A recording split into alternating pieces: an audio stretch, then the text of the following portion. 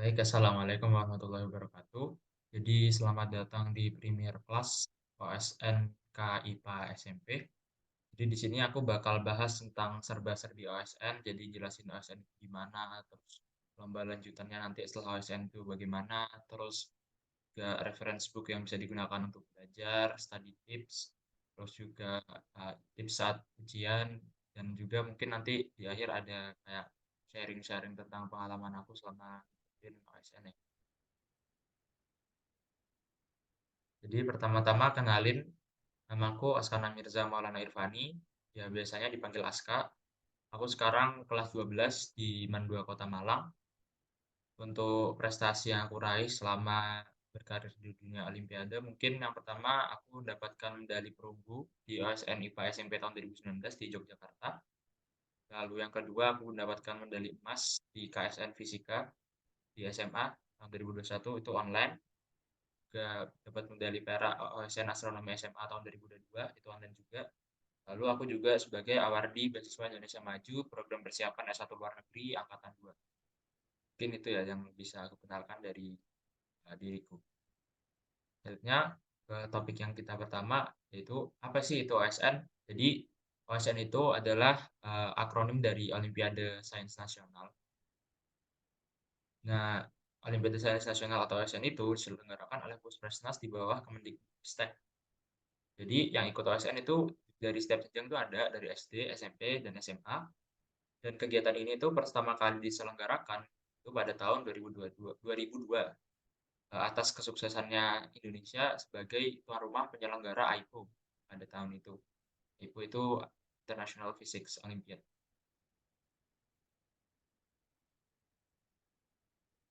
Nah, oh ya, untuk OSN itu sendiri, jadi namanya itu kalau kalian tahu sempat berubah dari OSN jadi KSN pada tahun 2020 sampai 2021. Jadi KSN itu kompetisi sains nasional.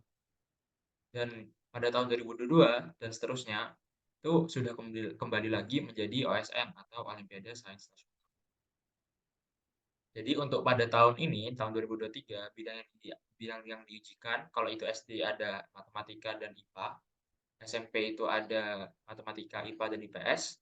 Untuk SMA itu ada astronomi, biologi, fisika, kimia,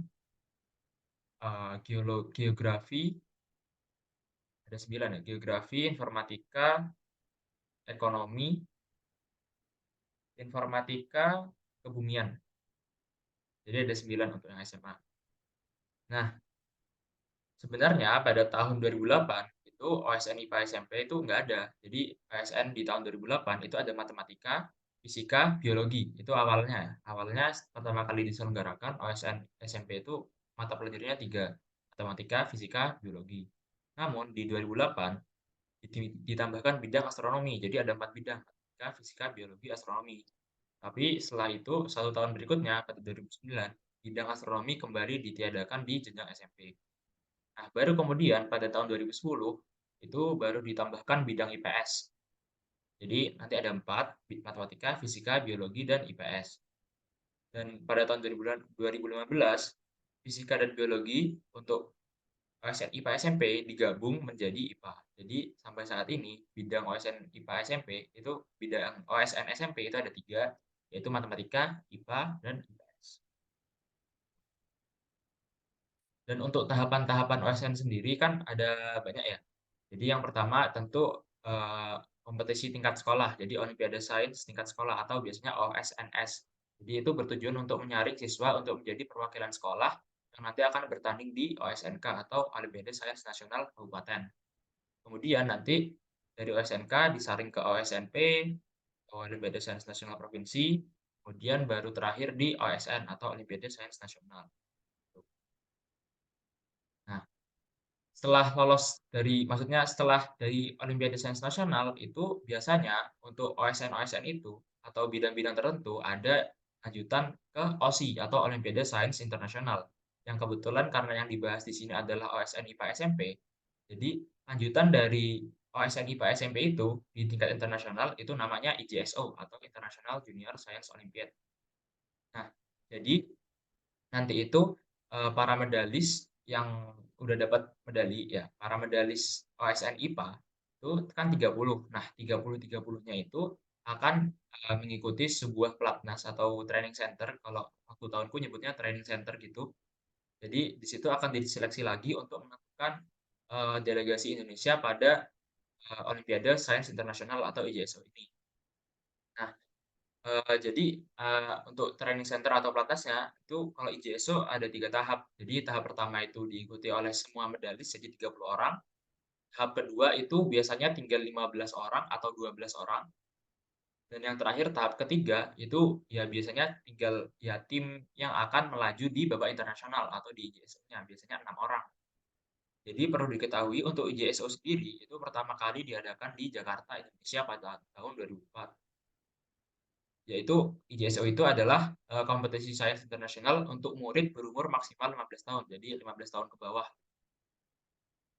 Dan fun fact juga, IJSO ini merupakan satu-satunya olimpiade internasional yang mencakup fisika, biologi, dan kimia sekaligus. Jadi, ya seperti OSN gitulah. Jadi fisika, biologi, dan kimia diujikan semua. Dan IJSO ini, setelah aku baca-baca, diikuti oleh sekitar 70 negara dengan perwakilan sekitar 3 sampai 6 murid. Biasanya dibentuk tim. Dulu biasanya Indonesia A, Indonesia B, gitu. Dan dalam IJSO itu, tesnya dibagi menjadi 3 bagian, yang masing-masing bagiannya berkisar dari 3 sampai 4 jam.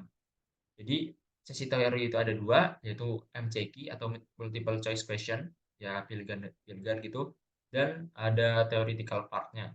Jadi theoretical part itu ya mungkin seperti nanti kita bikin esai atau isi yang singkat gitu. Lalu selanjutnya ada juga bagian eksperimen. Itu jadi ada 3 ujian, ada 3 lab untuk masing-masing bidang, jadi fisika, biologi, dan kimia. Nah, ini adalah, performa dari Indonesia di IJSO pada, beberapa tahun terakhir ya. Jadi ini beberapa data yang sudah aku dapetin. Jadi di tahun 2016 karena bertepatan di Indonesia, tepatnya di Bali, di Nusa Dua, Indonesia karena sebagai tuan rumah bisa, mendelegasikan 2 tim gitu. Itu sebagai salah satu privilege dari tuan rumah, jadi bisa, ngasih 2 tim, masukin 2 tim gitu. Jadi totalnya sekitar 12-an anak gitu. Dan ini kebetulan semuanya dapat. Jadi di tahun 2016 Indonesia mendapatkan 5 emas dan 7 perak. Kemudian di 2017 itu karena nggak tuan rumah, jadinya ya, eee, ya cuman ngirim 1 tim aja. Jadi dan kebetulan mendapatkan 2 emas, 3 perak. Di IJSO Gaborone Botswana 2018 itu 6 anak juga, 5 perak, 1 perunggu. IJSO Doha Qatar 2019 itu 5 perak, 1 perunggu. Terus pada tahun 2020 artinya itu IJSO akan diselenggarakan di Jerman, di Frankfurt. Namun karena ada pandemi COVID-19 maka ditiadakan. Kemudian lanjut di IJSO Dubai Uni Emirat Arab pada tahun 2021. Di sini Indonesia mendapatkan 2 perak dan 4 perunggu. Kemudian yang tahun lalu di Bogota, Kolombia, Indonesia mendapatkan 2 perak, 3 perunggu. Dan untuk tahun ini sudah dikonfirmasi bahwa IJSO 2023 akan diselenggarakan di Bangkok, Thailand.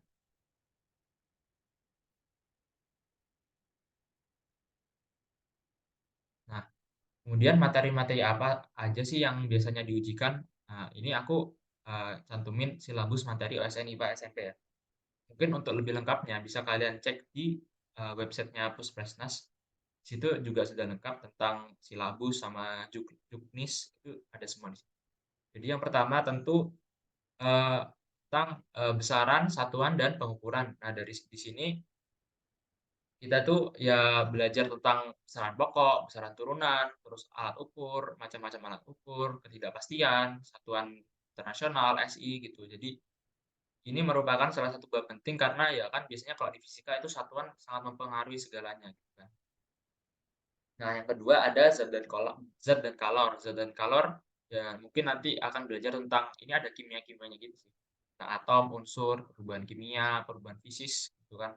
Perubahan fisis itu seperti yang meleleh, melebur, menyublim, membeku. Nah, itu yang perubahan fisis. Juga kita akan belajar di zat dan kalor ini tentang eh, parameter-parameter yang digunakan dalam perhitungan kalor seperti kalor jenis, kapasitas kalor, perubahan suhu, massa, dan lain sebagainya, gitu. Pemuaian juga keluar. Lalu selanjutnya tentang energi. Nah, di sini kita banyak bahas tentang energi. Jadi pertama ada sumber energi, ya energi terbarukan, energi tidak terbarukan, jenis-jenis energi, terus ada energi kinetik, energi potensial, terus kekekalan energi mekanik, terus bagaimana konsep usaha dan energi. Nah, di energi ini biasanya banyak fisikanya, gitu. Meskipun juga ada bab biologinya seperti mekanisme kerja otot itu bagaimana, meskipun nanti juga berkaitan pada bab gerak dan gaya. Oh iya, sama di energi mungkin akan kaitannya sama makanan ya, karena kan makanan itu sebagai sumber energi, gitu. Lalu selanjutnya di gerak dan gaya. Materi selanjutnya ada gerak dan gaya. Nah, di sini kita bakal belajar tentang dinamika atau kinematika gitu kan. Tentang tentu pastinya ada hukum Newton, terus bagaimana benda itu bergerak, terus besaran-besaran dalam gerak benda seperti kecepatan, kepindahan, percepatan, jarak, kelajuan, dan lain sebagainya. Nah, di sini biasanya seharusnya ada satu bab lagi ya tentang itu, matematika untuk fisika. Jadi karena fisika itu perlu kayak perhitungan matematis yang banyak, jadi perlu kayak kita juga paham beberapa konsep matematis gitu. Misalkan ada turunan, itu untuk mencari misal ada persamaan perpindahan, kita disuruh cari kecepatan, nah itu kan kita perlu menurunkan persamaan tersebut gitu. Juga ada macam-macam gerak ya, ada gerak melingkar, gerak parabola, gerak gerak lurus. Gerak lurusnya juga ada 2 gitu kan. Gerak lurus berubah beraturan sama gerak lurus beraturan. Mungkin juga karena ini kaitannya sama gaya, itu juga ada yang namanya pesawat sederhana. Pesawat sederhana itu adalah kayak suatu mesin sederhana yang dapat memudahkan pekerjaan manusia. Sama, ya tentu tidak lepas dari biologinya, yaitu sistem gerak pada. Nah, selanjutnya ada fluida. Fluida itu adalah sesuatu yang mengalir. Jadi, udara, air itu disebut sebagai fluida. Jadi, fluida itu juga dibagi dua, yaitu fluida statis sama dinamis. Statis seperti namanya ya, fluidanya diem. Jadi, fluida statis itu biasanya mencakup di tekanan, tekanan hidrostatis, prinsip Pascal, terus Archimedes, meniskus, kapilaritas, nah itu untuk fluida statis. Sedangkan untuk dinamis itu biasanya asas Bernoulli. Mungkin di fluida ini juga biasanya juga diberikan ditanyakan konsep-konsep tentang alat sehari-hari yang menggunakan ya ini prinsip fluida, misalkan seperti gaya angkat pesawat. Bagaimana pesawat itu bisa terbang ke udara, itu bagaimana konsep di tekanannya. Nah, kemudian untuk getaran, gelombang, dan bunyi, ya kita di sini kalau aku baca di silabusnya akan belajar tentang getaran atau gerakan harmonik sederhana. Tuh. Lalu juga ada gelombang mekanik yang yaitu gelombang yang memerlukan zat perantara untuk merambat atau gelombang yang memerlukan media untuk merambat. Tuh. Terus ada gelombang bunyi. Nah, kita bahas gelombang bunyi, tentu kita tidak jauh-jauh dari membahas tentang sistem pendengaran di manusia. Terus juga ada sistem navigasi pada hewan dan juga sonar. Lalu selanjutnya ada bab cahaya dan optika. Nah, di sini ya kita bakal ngulik semua tentang cahaya, jadi sifat cahaya itu seperti apa, terus alat-alat optik itu seperti apa, kacamata, teleskop, mikroskop, itu akan dibahas di sini. Serta juga kita akan bahas tentang bagaimana mata itu melihat gitu, bagaimana pemrosesan informasi dari saat kita melihat benda itu sampai cahaya sampai mata, kemudian diproses oleh otak. Lalu kemudian ada listrik dan magnet. Nah, di sini nih babnya lumayan banyak ya. Jadi listrik itu ada 2 kan, listrik statis sama dinamis. Listrik statis itu berarti listriknya diam atau alirannya diam. Jadi yang listrik statis itu biasanya di hukum Coulomb, medan listrik, potensial, terus elektrostatis gitu-gitulah. Terus juga ada jenis-jenis bahan. Ada jenis bahan itu kan ada isolator, konduktor, semikonduktor, superkonduktor. Semikonduktor itu biasanya bahan-bahan yang kalau misalnya suhunya rendah, dia itu bakal jadi isolator, tapi kalau dia dipanaskan, dia itu jadi konduktor. Tuh. Kemudian yang selanjutnya ada listrik dinamis. Listrik dinamis itu berarti ya listriknya bergerak. Nah, itu biasanya kita lihat di sirkuit-sirkuit gitu kan. Nah, karena ini Ya masih jenjangnya SMP, biasanya sirkuit-sirkuitnya masih sirkuit DC atau direct current atau arus arah, gitu. Juga nanti akan bakal banyak bahas tentang hukum Kirchhoff karena kaitannya ini sama rangkaian listrik. Lalu selanjutnya ada magnet. Nah, di sini ya kita bakal bahas sifat-sifat magnet, bagaimana magnet itu mengeluarkan medannya. Ya kan, magnet itu mengeluarkan medan dari utara ke selatan. Tuh. Terus medan magnet di sekitar penghantar listrik. Jadi misalkan ada suatu arus. Nah, dari arus itu akan menghasilkan suatu medan magnet. Nah, itu juga akan dibahas di OSN IPA SMP. Terus ada gaya magnet juga, terus juga ada GGL induksi atau gaya gerak listrik akibat induksi elektrik. Terus juga ada transformator yang biasa digunakan di pembangkit listrik. Nah, dari pembangkit listrik terus ke gardu-gardu di situ banyak transformator ya. Kita bakal bahas tentang mekanisme dari transformator itu bagaimana si transformator bisa menaikkan dan menurunkan tegangan. Lalu listrik dan magnet kalau kaitannya sama kehidupan itu biasanya bakal bahas tentang arus listrik pada sistem syaraf. Lalu selanjutnya ada materi IPBA atau Ilmu Pengetahuan Bumi dan Antariksa. Jadi di sini kita bakal bahas segalanya tentang tata surya, khususnya bumi, matahari, dan bulan. Jadi seperti struktur bumi, kayak lapisan-lapisan bumi, atmosfer bumi, itu bakal dibahas di sini. Kayak juga gempa-gempa, terus bagaimana tsunami bisa terjadi, itu sih. Lalu selanjutnya ada makhluk hidup dan lingkungannya. Nah, makhluk hidup di sini mungkin bisa kita akan belajar tentang asal-usul makhluk hidup, terus perbedaan makhluk hidup dengan makhluk tak hidup, terus bagaimana kita menentukan faktor biotik dan abiotik pada makhluk hidup dan lingkungannya. Terus kita bisa cari juga tentang interaksi antara faktor biotik abiotik, faktor biotik biotik, dan faktor abiotik abiotik. Lalu selanjutnya ada pada pengelompokan makhluk hidup. Jadi di pengelompokan makhluk hidup sini kita bakal bahas tentang ya klasifikasinya ya, gimana uh, ilmuwan itu mengklasifikasikan makhluk hidup itu. Juga ada juga dibahas tentang keanekaragaman, tingkat gen, spesies, dan ekosistem. Serta ada 8 dunia makhluk hidup atau regnum, ya kayak animalia, pelantai, gitu-gitulah. Terus juga penyebab terjadinya keanekaragaman pada makhluk hidup. Terus juga tentang evolusi juga akan dibahas di sini. Dan juga usaha pelestarian dan metode klasifikasi yang digunakan untuk mengelompokkan.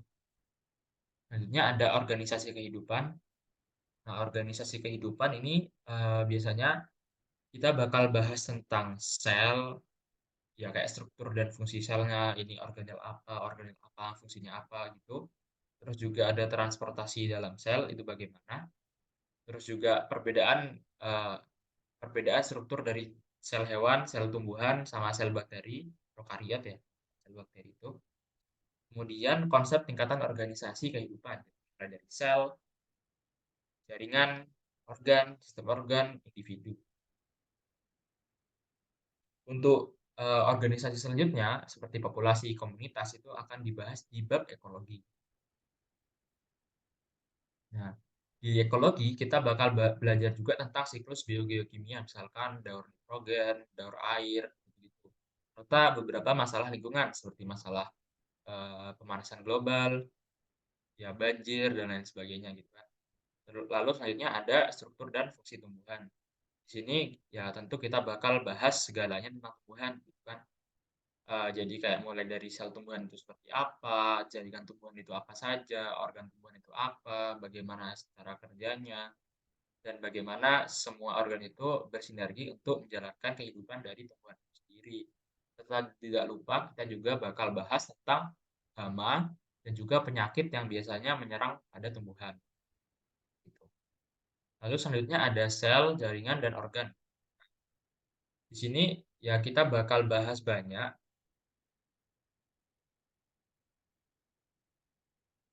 tentang ya sel itu bagaimana, jaringan itu bagaimana, dan organ itu gimana. Jadi misal lebih dispesifikkan, misal kita membahas lengkap tentang sel itu bagaimana jika keadaannya diletakkan pada larutan ini, larutan ini, larutan ini, itu juga.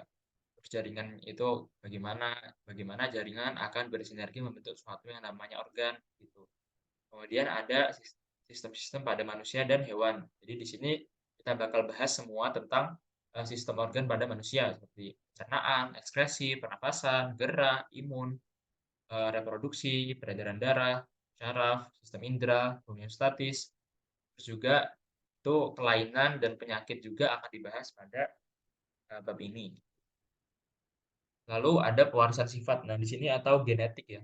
Jadi untuk mempelajari makhluk hidup sendiri itu juga kita perlu yang namanya paham tentang pewarisan sifat, gitu. Jadi, eee, pewarisan sifat itu mungkin kita akan membahas tentang materi genetik seperti DNA, gen, kromosom, terus konsep resesif dominan intermediat, misalkan pada suatu perhitungan hukum Mendel, dan lain sebagainya. Terus juga bioteknologi, ini biasanya ya tentang konsep bioteknologi itu sendiri itu bagaimana, terus cabang biologi yang berperan dalam bioteknologi itu seperti apa, serta, eee, ya itu sih, produk biologi yang produk bioteknologi konvensional modern. Nah, itu biasanya dibahas di sini, misalkan perbedaannya seperti apa, prinsip kerjanya bagaimana, contohnya seperti apa, tuh. Lalu di sini materi selanjutnya adalah forensik dan materi laboratorium. Nah, di sini aku kasih bintang kenapa? Karena kedua materi ini akan keluar hanya pada saat di tingkat nasional gitu. Jadi forensik itu kita akan mempelajari tentang forensik itu kan yang biasanya, untuk menyelidiki tentang, perkara-perkara gitu ya, seperti pembunuhan dan lain sebagainya. Dan untuk laboratorium itu biasanya ya kita praktek beneran gitu, praktek melakukan suatu eksperimen, ya eksperimen IPA.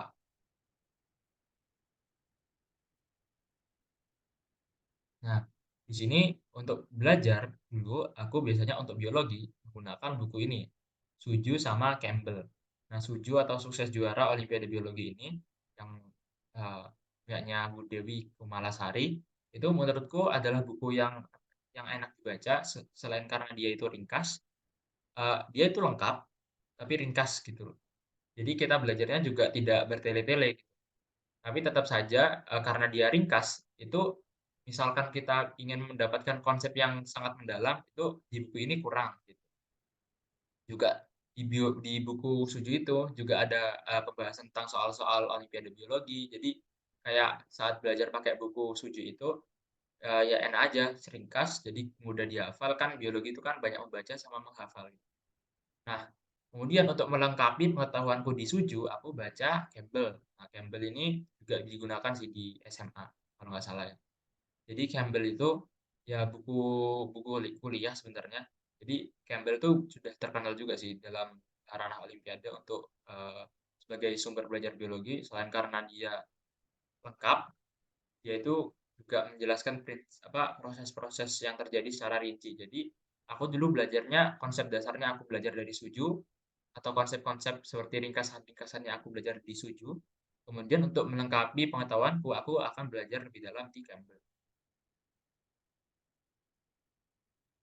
Nah, selanjutnya kalau fisika, aku dulu biasanya pakai ini, konsep dasar lengkap OSN Fisika SMP oleh Martin Kanginan. Ini bukunya bagus. Soalnya di sini soal-soal yang dibahas itu eh, kebanyakan OSP, jadi uraian gitu. Jadi nggak ada pilihan ganda di sini, kalau nggak salah ya.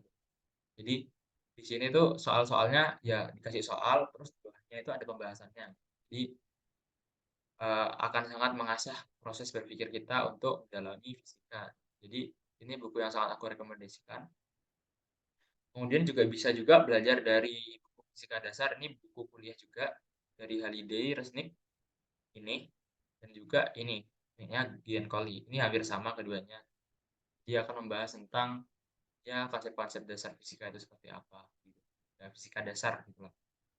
Terus mungkin karena materi OSN SMP itu yang mirip-mirip sama materi sekolah biasa SMA, jadi dulu sama guruku juga sering-sering dikasih kayak latihan soal UN SMA gitu sih untuk mempersiapkan ini.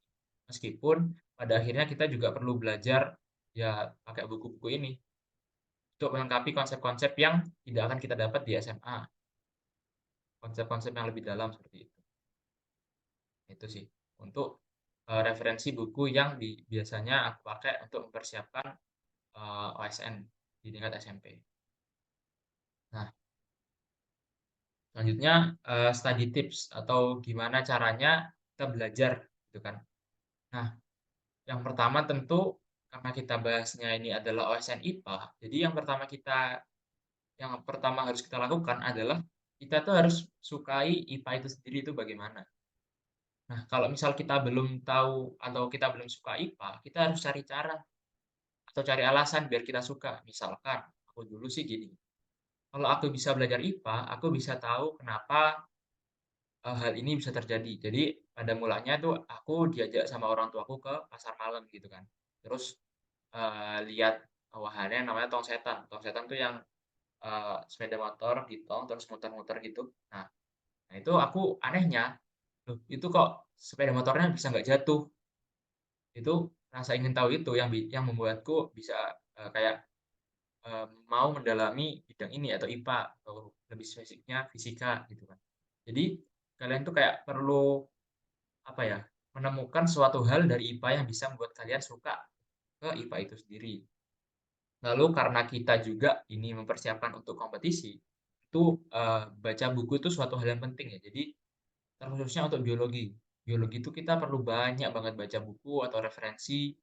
Jadi ya kan biologi itu kayak basisnya kayak juga menghafal gitu kan. Jadi baca buku itu sangat penting dan juga latihan soal. Nah, latihan soal ini penting apalagi di fisika ya. Jadi di fisika perlu banyak latihan soal, jadinya kalau kita sering cari-cari latihan soal, kita bisa dapat kayak variasi-variasi soal tentang suatu topik gitu. Jadi topik ini bisa kita kembangkan ke berbagai macam soal gitu. Lalu selanjutnya, kritisi latihan soal yang dikerjakan. Maksudnya gimana? Jadi misal eh, latihan misal biologi ya, biologi. Jaringan ini merupakan jaringan di bawah ini yang merupakan penyokong tumbuhan di udara kecuali gitu ya. Kan ada pirannya A, B, C, D, E. Misal kalian sudah tahu jawabannya A. Kalian itu jangan lupa kritisi jawaban B, C, D, sama E. Itu seperti apa? Maksudnya A itu apa, B itu apa, C itu apa, D itu apa, E itu apa. Nah, untuk contoh lebih jelasnya akan aku jelaskan kan habis ini ada juga slide untuk latihan soal gitu kan. Lalu kalau aku sendiri untuk waktu-waktu mendekati olimpiadenya, aku itu sering melakukan kayak simulasi mandiri. Jadi kayak aku nyari soal terus aku kerjakan. Tapi kalau bisa soalnya itu sudah ada kayak kita tuh punya kunci jawabannya, jadi kita bisa cocokin juga. Atau kalau enggak ya, eee, biasanya juga aku sama guruku sih, gitu. Jadi aku kerjakan, nanti guruku yang koreksi. Tapi di sini waktu yang kita gunakan untuk mengerjakan itu sebisa mungkin dimampatkan. Jadi misalnya untuk olimpiadanya punya 2 jam untuk 40 soal.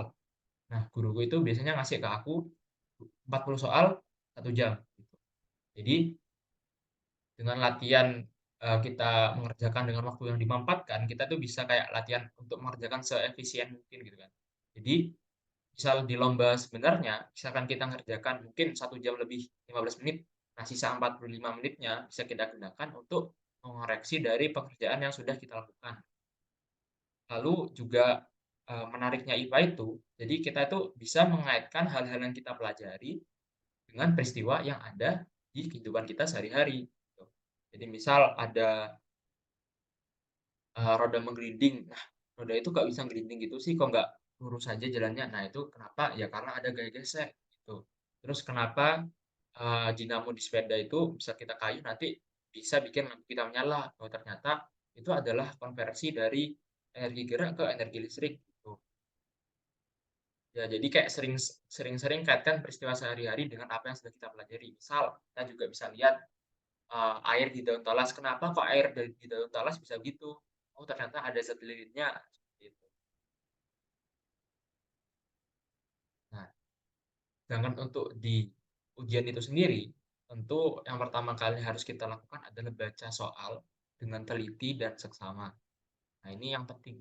Karena dari kita membaca soal dengan teliti dan seksama aja, kita tuh secara nggak langsung ada kemungkinan bisa menemukan jawaban dari soal tersebut. Lalu ya kemudian jangan lupa perhatikan satuan. Apalagi untuk fisika. Nah, bisa aja, satuan yang diberikan di soal sama yang diminta itu berbeda. Jadi misal di soal itu, eee, panjangnya dalam sentimeter. Nah, setelah diperhitungkan, nah kita kan harus merubah dari satuan itu ke satuan SI dulu kan, sebelum kita melakukan perhitungan. Nah, setelah kita dapat di satuan SI-nya, hasil akhirnya, ternyata yang diminta misalkan dari sepanjang itu kita suruh nyari misal dari itu ya, soal tentang energi potensial. Jadi ketinggiannya dalam senti atau dalam, eee, hektometer misal. Kemudian kita suruh nyari energinya. Nah udah, kita kan pertama ubah dari satuan yang diketahui soal ke satuan SI. Nah habis itu, setelah kita dapat jawabannya, eee, ternyata yang di soal minta itu adalah dalam milijoule. Nah itu kan kita harus ke konversi lagi kan dari joule ke milijoule, gitu. Jadi satuan di sini sangat penting untuk diperhatikan. Kemudian, kerjakan soal yang menurutmu lebih mudah terlebih dahulu. Jadi, kalau kita kayak mau runtut gitu ngerjakan mulai dari nomor satu 2 3 itu, kemungkinan besar nanti kalau kita misal ketemu soal yang sulit, nah kita kan bakal nge-stuck di situ untuk waktu yang cukup lama gitu kan. Nah itu akan membuang-buang waktu dan itu kayak, mungkin mental kita akan kena efek gitu kalau, "Wah kok soalnya kok susah, gimana nanti soal yang lainnya?" Jadi lebih baik kalian cari dulu kayak, sesuatu yang menjadi keahlian kalian. Misalkan, "Oh aku ikut OSN IPA tapi aku lebih sukanya ke fisika." Jadi kan kalian mungkin bisa nyari soal fisika dulu ketimbang biologinya, gitu. Meskipun padahal kalau untuk ASK itu, untuk pelajaran biologi itu bakal lebih cepat kerjainnya karena kan ya biologi itu kan hafalan ya. Jadi baca soal langsung, "Oh ini jawabannya." Sedangkan untuk fisika kan kita kayak perlu menghitung terlebih dahulu.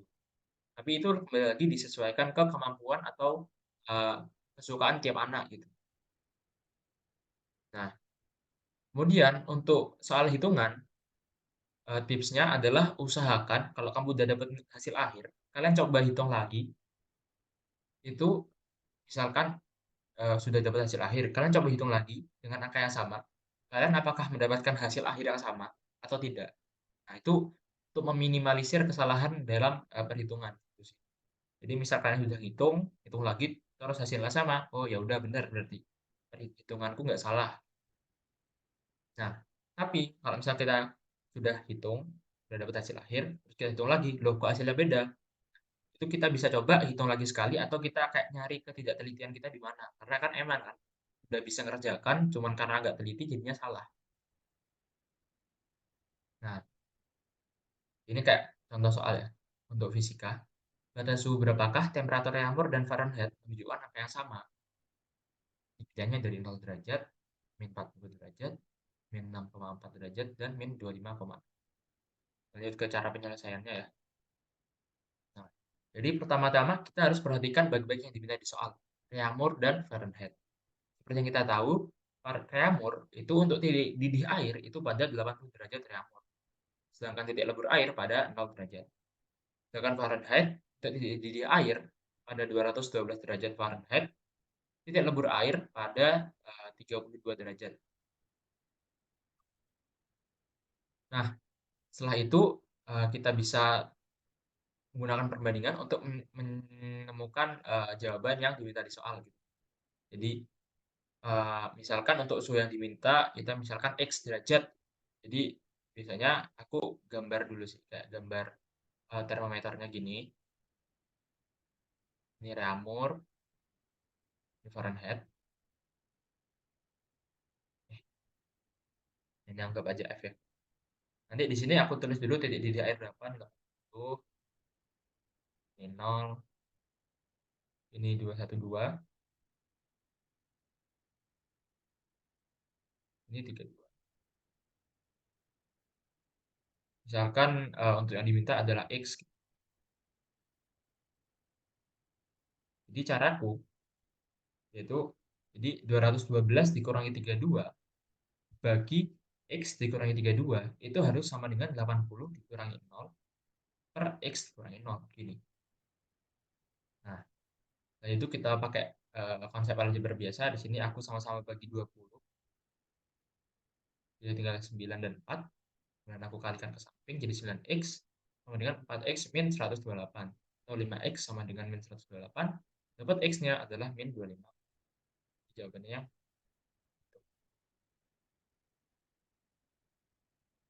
Nah, dari soal ini yang maksudku dari kritisi soal, nah itu kalian juga bisa kayak coba-coba lagi. Misalkan kalian cari pada suhu berapakah temperatur Celcius dan Reaumur menunjukkan angka yang sama. Kemudian juga bisa suhu berapakah temperatur Celcius dan Fahrenheit menunjukkan angka yang sama. Misalkan kalau bisa lagi Fahrenheit dan Kelvin itu bagaimana. Itu jadi kalian bisa coba-coba sendiri untuk menemukan kayak variasi soal yang mungkin keluar. Mungkin juga ada variasi soal, misal suatu termometer X, ini termometer lain gitu kan, tidak diketahui. Misal titik didihnya 120 derajat X dan suhu 40 derajat X itu sama dengan 30 derajat Celcius. Berapakah titik leburnya? Nah, itu bisa dicari pakai perbandingan ini tadi. Jadi, satu soal itu bisa jadi beberapa macam varian soal gitu kalau kalian bisa mengkritisi soal itu.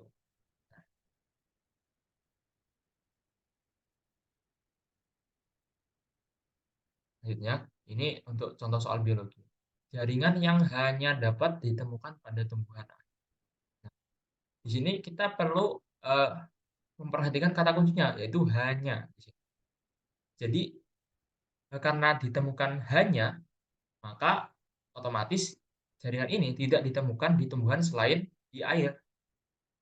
Jadi meskipun misal kita tahu klorankim itu apa, kolenkim itu apa, sklerotim itu apa, kita tuh bisa tahu kalau meskipun kita nggak tahu iron kim itu apa, kita tuh bisa kayak mengira-ngira jawabannya apa gitu. Nah, dari kata kunci hanya itu sendiri, sebenarnya juga kita bisa dapat gitu loh, jawabannya ini apa. Sklerenkim, kolenkim itu pasti ada di setiap tanaman. Maksudnya sebagian besar tanaman punya. Jadi tentu jawabannya bukan C sama D. Terus klorenkim, klorenkim, klorofil, parenkim. Nah, klorofil, parenkim. Nah, setiap tumbuhan kan bisa berfotosintesis ya. Jadi tentu klorenkim itu juga pasti ada di banyak tanaman. Gitu.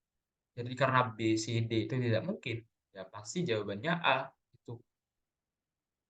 Nah, setelah kita cari tahu, ternyata A itu adalah parenkim. Itu parenkim yang ada udaranya atau aero gitu. Nah, biasanya jaringan ini digunakan pada tanaman air untuk menampung seperti pada eceng gondok. Kan eceng gondok kan ada kayak rongga udaranya. Nah, itu parenkimnya di situ untuk bisa menampung. Jadi kritisi gitu latihan soal yang kalian lakukan, yang kalian kerjakan. Misal memang kalian benar-benar nggak tahu ini apa. Kalian bukan hanya nyari jawabannya ini apa, kalian juga kayak ini tuh apa sih? Ini tuh apa sih? Ini tuh apa sih? Ini tuh apa sih? Ciri-cirinya bagaimana? Ciri-cirinya bagaimana? Ciri-cirinya. Misalnya pada sklerenkim itu contohnya pada buah pir itu namanya sclereid, sel batu, makanya keras-keras karena keras mungkin dia cocoknya untuk melindungi tanaman yang sudah selnya mati. Korenkim itu lawannya dari sklerenkim, dia itu bakal melindungi yang hidup atau sel-sel muda gitu. Nah, gitu. Jadi kalian temukan sendiri keyword yang akan membantu kalian untuk paham dan hafal tentang konsep-konsep biologi. Nah, untuk selanjutnya aku bakal bagi beberapa rekomendasi lomba kampus yang bisa kalian ikuti untuk yang mempersiapkan untuk OSNK. Jadi karena dulu aku SMP-nya di Jawa Timur, tepatnya di SMP Negeri 2 Jember, di sini lomba-lomba yang aku cantumkan itu dari universitas-universitas Jawa Timur. Jadi yang pertama untuk fisika aku menyarankan banget kalian ikut Foton di UNESA, Universitas Negeri Surabaya. Jadi Foton itu physics competition, jadi babaknya ada banyak. Jadi pertama kalian disuruh mengerjakan pilihan ganda, kemudian ada isian, nanti di babak selanjutnya kemudian ada esai. Terus juga nanti di babak grand finalnya itu bakal ada studi kasus gitu. Juga kalian bakal lakukan eksperimen yang akan nanti kalian presentasikan. Itu kan kayak sangat bagus sekali untuk ya melatih diri sebelum mengikuti OSN gitu. OSN juga nanti di nasional ada praktikum. Jadi mungkin kalau kalian sudah kebiasaan praktikum, nanti kalian bakal lebih mudah aja gitu. Lalu mungkin ya sekarang juga sudah diselenggarakan secara nasional tingkatnya. Lalu untuk biologi aku menyarankan BSC UNER. Jadi BSC UNER ini meskipun lombanya tim, ya Foton tadi individu kan. BSC ini kan lomba tim, tapi untuk soalnya kalau menurutku ya sangat berkualitas ya soalnya, susah, bisa dibilang susah. Jadi juga nanti akan ada suatu babak, misal kalian udah lolos, ada babak menurutnya itu rally, jadi kalian ke pos-pos gitu. Kan bakal menjawab pertanyaan sekaligus kayak beberapa pos itu pengamatan kalau di tahunku ya. Jadi ada beneran ada kodok mati gitu. Terus kalian suruh menganalisis anatomi kodok itu seperti apa. Kemudian ada babak cerdas remaja juga. Nah, ini recommended sih BSC. Juga UNER itu biasanya kayak mengadakan lomba itu langsung banyak gitu. Jadi BSC itu biologi, KF, kuis fisika itu untuk fisikanya, sama MLC, Mathematic Logic Competition itu buat matematikanya. Mungkin lomba-lomba lain misalkan fikis, biar ilmiah sains juga bisa. Kemudian untuk biologi mungkin ada juga bioetanol itu diselenggarakan di UNED itu soalnya juga bagus-bagus. Kemudian fisika itu ada juga Topkop. Topkop itu diselenggarakan oleh UGM. Banyak sih lomba-lomba kampus yang bergengsi juga bagus juga untuk melatih kemampuan serta ya sertifikatnya bernilai gitu loh. Misal kalian mau daftar SMA pakai jalur prestasi segala macam, lomba kampus itu menurutku ya lebih lebih dinilai sih daripada kayak lomba-lomba yang kayak di media sosial gitu kan. Misal lomba yang bisa PO medal gitu kan, kayak kan nggak guna banget ya kita lomba peringkat bawah banget tapi tetap menang gitu kan. Kan yang sebenarnya yang kita cari itu kan proses belajarnya kan, bukan ya medalinya kita cari. Cuman kan medali itu kayak sebagai bonus gitu. Ya, itu sih. Jadi kalau saranku sih mending ikut lomba-lomba dari kampus-kampus yang ya udah punya nama lah gitu. Lalu ini aku bakal cerita sedikit tentang perjalananku ya di OSN, khususnya di SMP ya. Jadi dulu itu eh, aku pertama kali terjun di dunia Olimpiade itu mulainya dari SD sebenarnya. Jadi SD itu aku udah mulai kayak ikut-ikut lomba. Jadi SD itu ikutnya OSK, Olimpiade Science Squad, meskipun nggak pernah sampai final gitu ya. Mentoknya di semifinal. Tapi kayak aku juga sering-sering ikut lomba kampus gitu. Dan kemenangan pertamaku di SD itu baru aku dapat di sekitar kelas 6 terakhir. Jadi mulai dari kelas 3 mulai ikut pertama ikut lomba sampai kelas 5 sampai kelas 6 awal itu nggak pernah menang. Jadi selama SD itu aku kayak cuman baru menang 2 kali di akhir masa sekolahku gitu.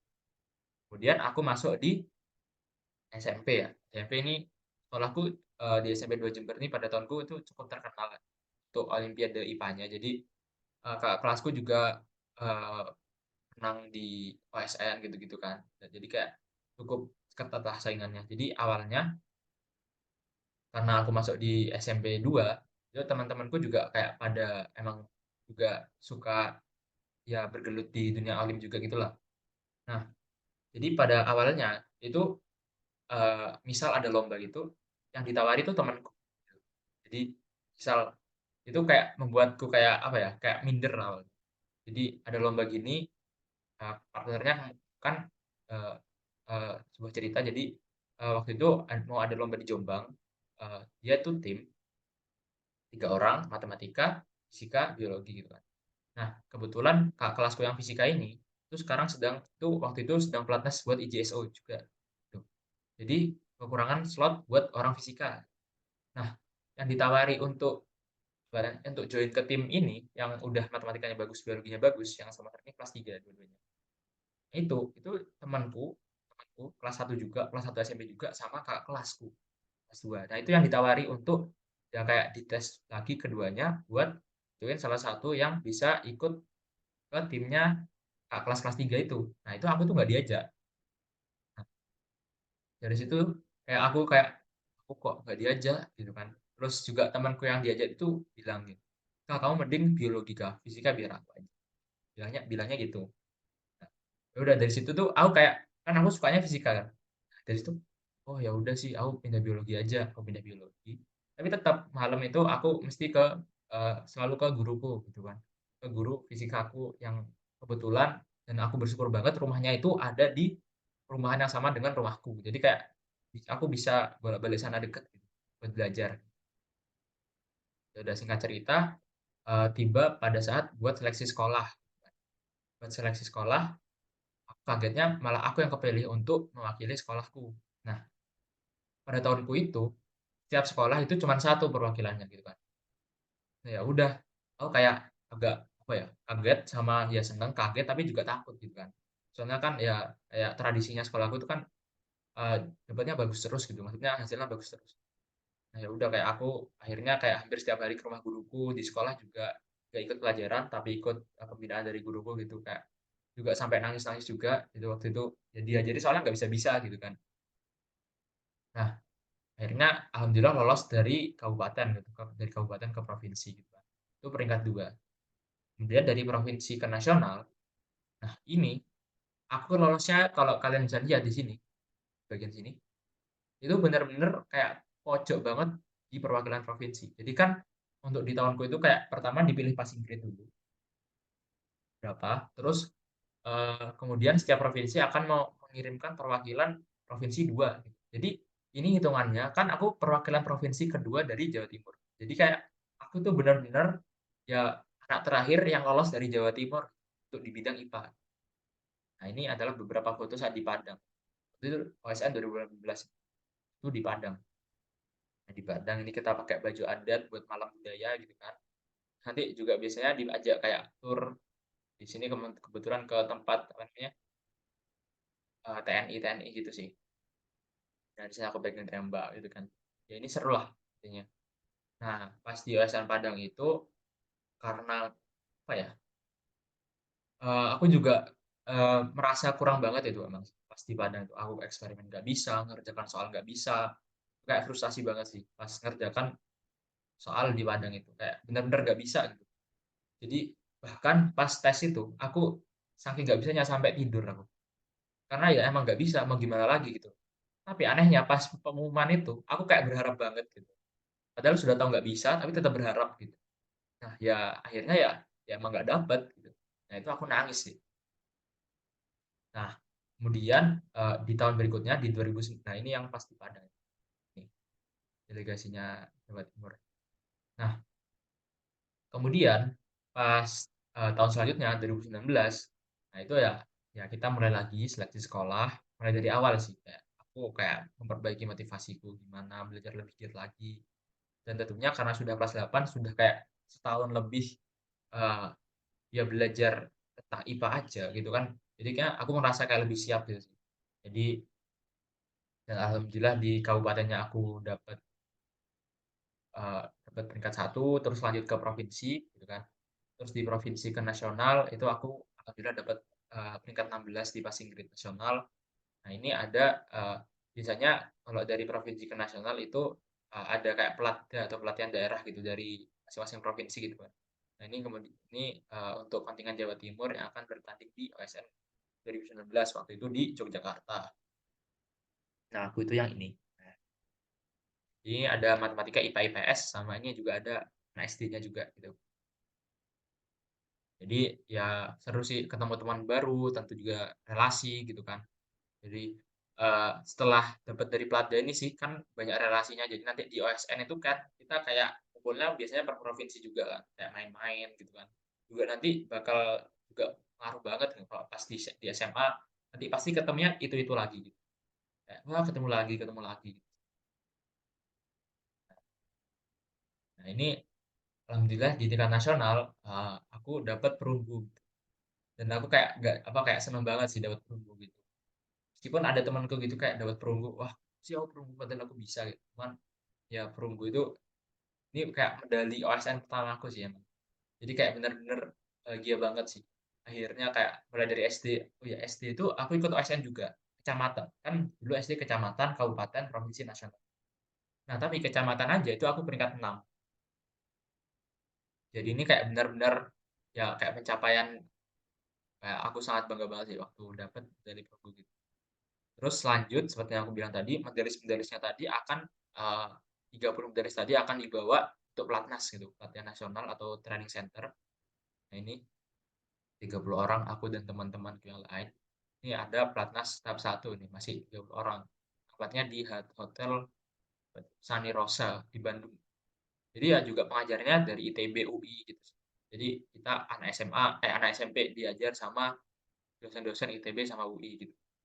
Dan di sini karena mungkin kalau untuk OSN mulai dari kabupaten sampai nasional itu kan kayak materi yang diujikan tuh 2 aja ya, maksudnya fisika, biologi, kimianya ada cuman sedikit.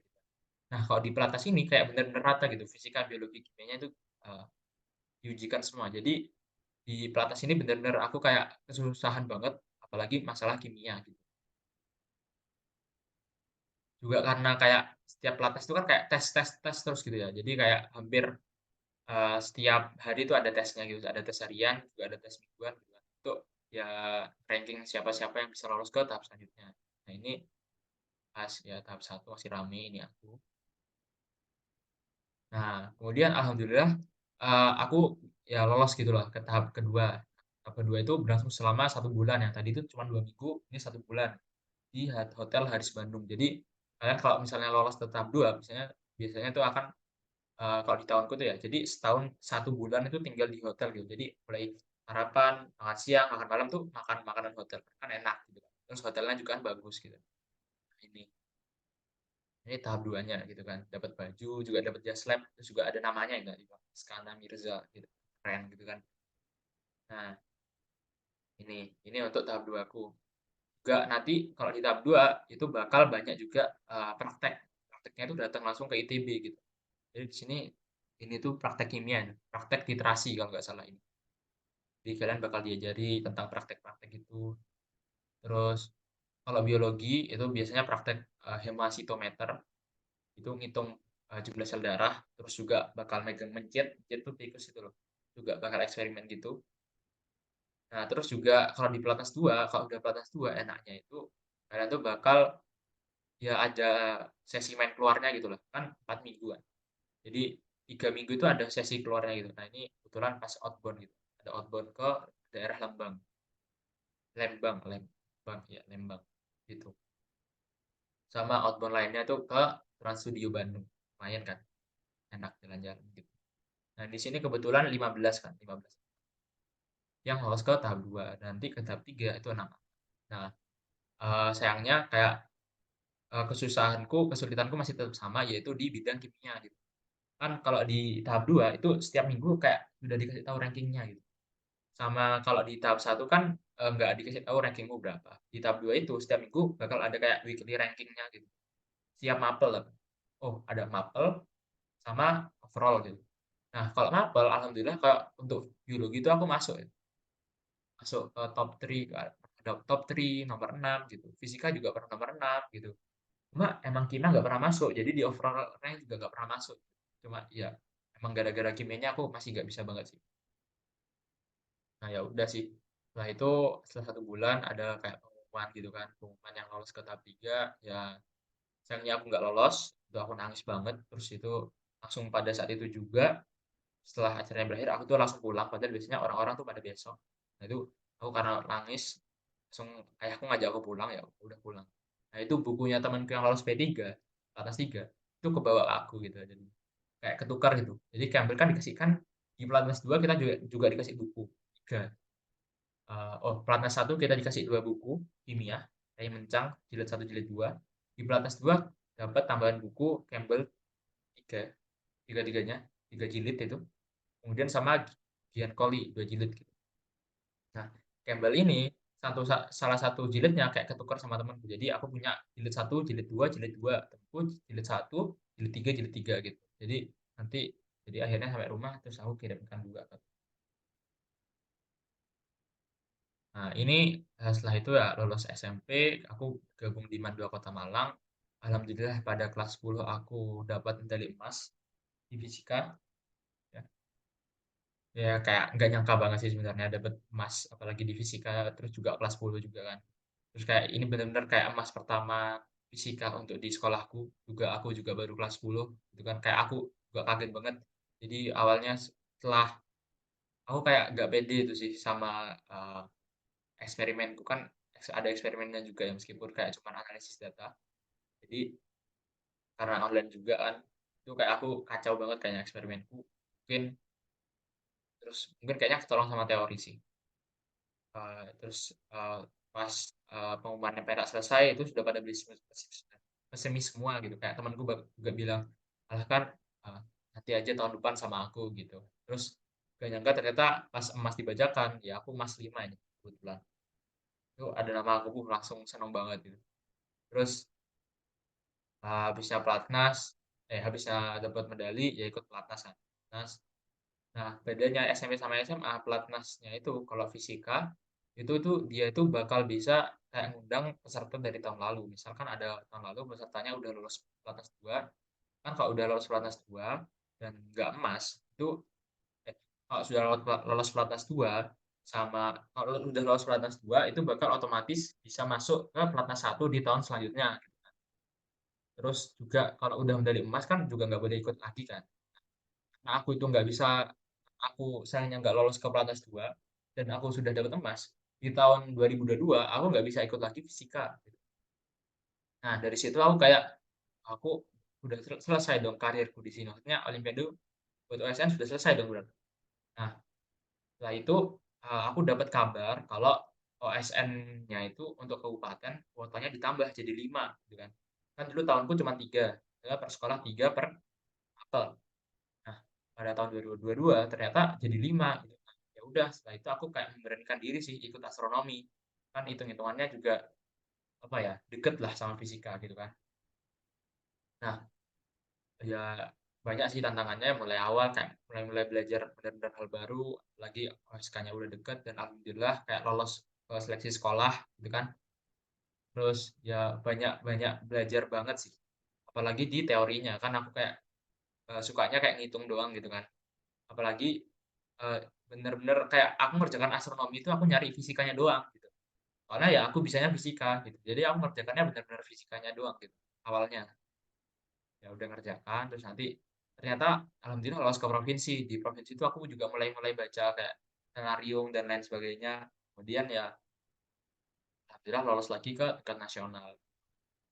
Nah, di nasional ini kan ada babak baru ya namanya babak observasi. Jadi itu bener-bener aku harus kayak tahu ini bintang apa bintang apa bintang apa, dan itu sangat kayak apa ya, eee, sebuah tantangan yang sangat besar bagiku ya. Soalnya kan bintang sendiri kan banyak, terus rasi yang diakui internasional tuh ada 88. Nah, itu kayak harus dihafal semua gitu. Soalnya ya diujikan emang sama analisis data tuh banyak, kayak plot grafik 20 data gitu kan, kayak banyak banget. Nah, tapi itu adalah proses yang, harus dilalui, serta aku di astronomi juga menemukan sesuatu yang menyenangkan. Soalnya setelah aku kayak menghafal kayak bintang-bintangnya itu, kan aku juga kadang lihat langit ke atas gitu, "Oh ini bintang ini," kayak seneng aja gitu, kayak bisa tahu gitu. Jadi temukan hal-hal yang sekali lagi temukan hal-hal yang bisa membuat kalian suka terhadap apa yang kalian akan tekuni gitu, apalagi di olimpiade. Karena olimpiade kalau kalian tuh terpaksa akan susah. Karena olimpiade itu selain kayak butuh, apa ya, rajin, juga itu kalian tuh butuh kayak konsistensi ya. Konsistensi itu bisa didapat ketika kalian tuh emang sudah terlanjur suka gitu. Jadi kalau misal kalian suka main game, ya kan kalian bakal ya main terus gitu. Kalau kalian suka suatu, hal misalkan IPA, ya kalian bakal kayak meluangkan waktu, pasti bakal meluangkan waktu untuk melakukan hal-hal yang menjadi kesukaan kalian. Jadi temukan suatu hal yang bisa membuat kalian suka sama bidang yang ingin kalian tekuni. Oh ya, untuk, last tips yang terakhir, jangan pernah takut mencoba, itu sih. Seperti yang aku bilang tadi, di pengalamanku juga kan aku pindah dari fisika ke astronomi itu kan kayak, ya bener-bener pindah gitu kan. Meskipun ya memang ada kaitannya, Mas. Terus ya harus tetap pede, harus tetap berani mencoba. Soalnya ya kalau kita mau, insya Allah ada jalan. So, pasti. Juga apa ya, nikmati dan hargai proses yang telah kalian alami gitu. Meskipun pada akhirnya mungkin hasilnya tidak sesuai dengan yang kalian inginkan, tapi at least kalian tuh sudah kayak, apa ya, menghargai segala segala jerih payah yang sudah kalian lakukan, dan juga kalian menikmatinya. Nah, itu adalah suatu hal yang penting ya, karena tidak ada yang sia-sia kalau kita belajar dengan sungguh-sungguh, pasti akan kepakai juga hal-hal yang sudah kita pelajari. Serta jangan lupa yang terakhir adalah junjung tinggi integritas dan sportivitas. Karena, perlombaan kalau nggak jujur, kalau curang itu kayak meskipun kalian menang, kalian dapat medali dan dapat uang, itu kan, apa ya, sia-sia banget nggak sih? Kayak nggak ada kebanggaan yang bisa kalian dapatkan dari situ.